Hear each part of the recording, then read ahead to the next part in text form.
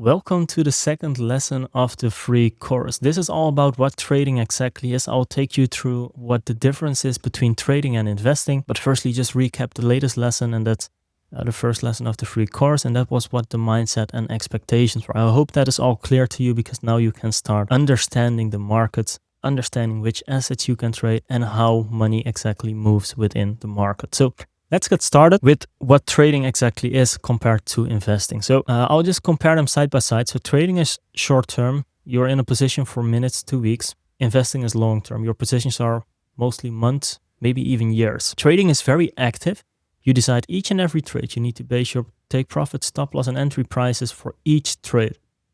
Investing is very passive. It's mostly set and forget. So you place your order and then you try to not look too much at that position, because you're there for the long run, basically. So you don't want to get caught up in emotions or anything like that. So for trading, you can make money on both upward and downward moves, while for investing, you can only make money on upward moves. This is something that you need to understand very clearly.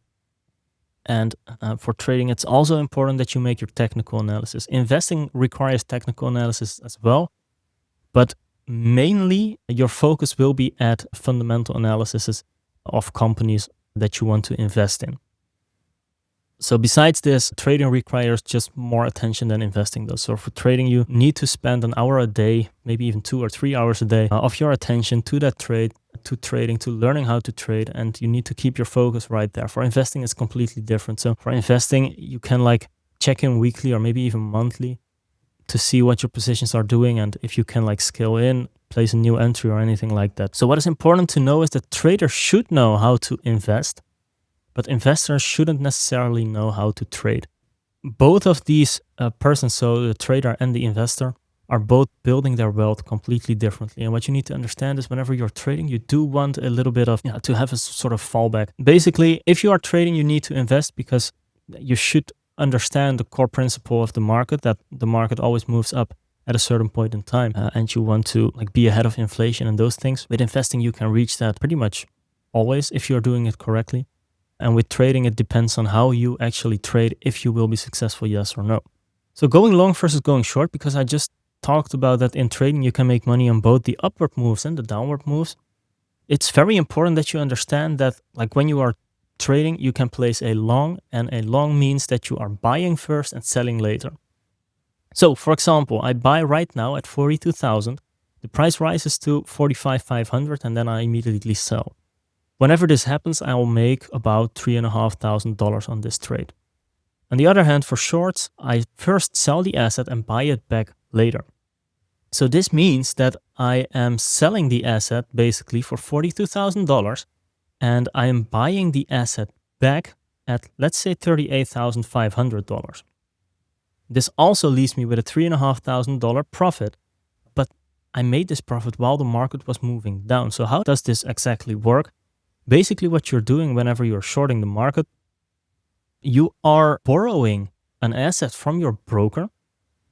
I mean, you do have the underlying money it's worth, basically. So you do need to have, if an asset is $100, you need to have that $100 in your account. But then you can borrow the asset, immediately sell the asset. Why are you doing this? Because then you have $100 cash in your pocket. Whenever the price now drops to $80, I buy the asset back for $80. So the difference is $20. I sold it for $100. I buy it back for $80. I give the asset back to the broker, and the $20 price difference, that's mine. Basically, that's how shorting works. So I hope this made it clear for you. Shorting is really difficult to understand for beginning traders. So I understand if this doesn't really get to you yet, but feel free to reach out and I'll be happy to help you any further with this. So what can you trade exactly? So which assets are there, which markets are there? I will take you through them. You have the different markets like stocks, crypto, forex, commodities, and indices. These are basically all the markets you are able to actively trade. Key takeaway from this would be that the markets always move the same way everywhere. Only the asset and the symbol change. This is something you need to keep in mind, because whenever you understand price action and how it works, you basically can trade any asset. So if you want to trade stocks, stocks are basically shares of public companies like Apple, ASML, Nvidia, Tesla, and there are many other companies that you can trade. For crypto, these are basically digital assets, so digital currencies.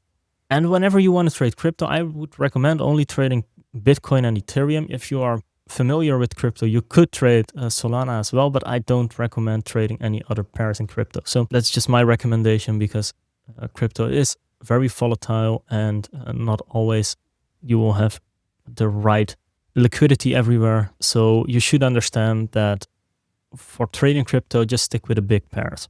Then you have Forex. Forex are basically currency pairs such as Euro US dollar, GBP JPY.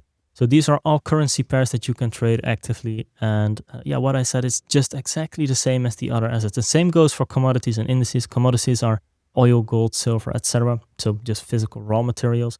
And indices are baskets of stocks. So the S&P 500, the Nasdaq, the DAX, and there are a lot of other indices on the world. So once again, key takeaway, markets move the same everywhere, only the asset and the symbol changes. So whenever you understand how to trade and how the price action works at one of these assets, you would understand how to trade the other assets as well.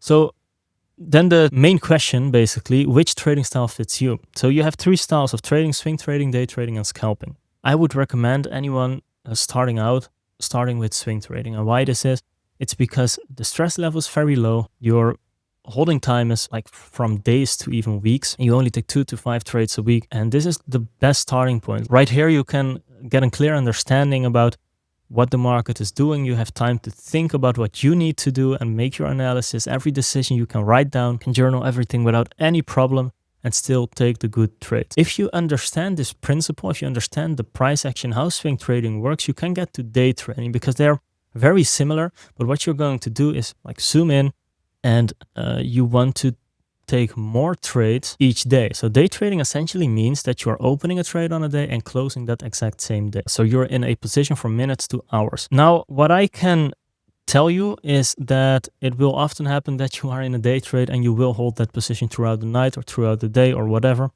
and maybe even throughout the next 2 days, because that position is running up in profit, and this is completely fine. It's no hard rule that your day trade needs to close the same day. So for day trading, the stress level goes to medium, because you need to take more trades, more action, and you have a little bit more exposure to the market as well.